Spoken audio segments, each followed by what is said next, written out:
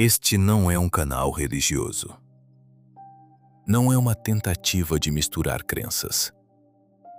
É um espaço de comparação cultural.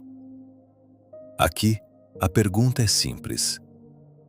Quando tiramos idioma, país e tradição, certos mestres compartilham o mesmo fogo interior? Hoje atravessamos dois mundos místicos. Bagdá, século IX. Tibete, século XI. Um sufi que declarou: "Eu sou a verdade." Um yogi que dissolveu o próprio eu em canções de realização. Al-Halaj, Milarepa. Dois homens que tocaram o limite da linguagem espiritual e pagaram um preço. Al-Halaj nasceu na Pérsia. Tornou-se um dos grandes místicos do sufismo. Ele não era apenas estudioso, era experimentador do absoluto. Sua frase atravessou séculos. Ana al-Haq. Eu sou a verdade. Para muitos, blasfêmia. Para ele, experiência. Ele escreveu: "Entre mim e ti há apenas eu. Remove o eu, para que só tu permaneças." Não era exaltação do ego, era sua aniquilação. Para Al-Halaj, o eu separado desaparecia na união com o divino. Mas suas palavras assustaram o poder. Foi preso, torturado, executado.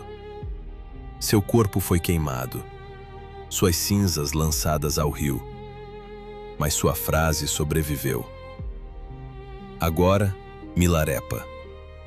Milarepa nasceu no Tibete.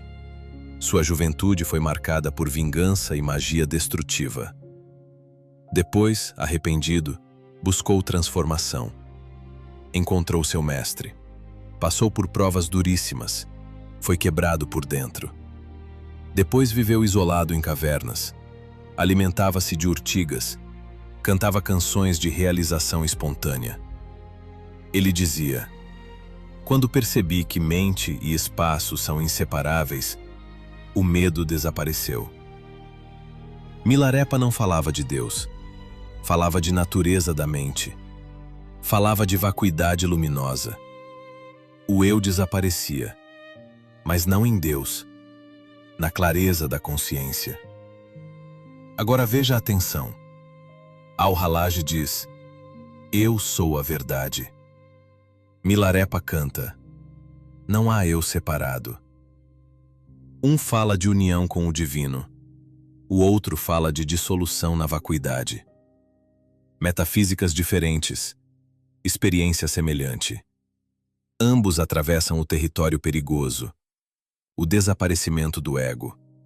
E isso sempre assusta instituições. Um pagou com solidão, o outro pagou com sangue. Mas ambos falaram da experiência direta.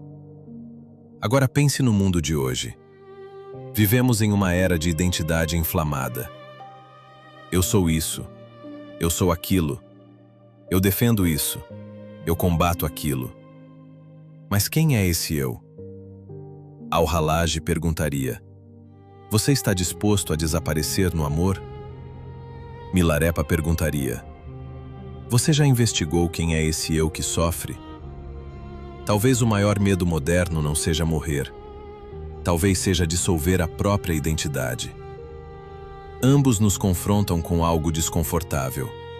A ideia de que o eu pode não ser tão sólido quanto parece. Bagdá, Tibete, Sufismo, Budismo Vajrayana. Dois caminhos distintos, mas talvez o mesmo fogo humano. E agora a pergunta não é histórica, é pessoal. Você protege seu ego ou investiga sua essência? Você busca conforto ou coerência? O fogo deles ainda queima nos livros, mas ele queima em você? Nos vemos no próximo episódio de O Mesmo Fogo.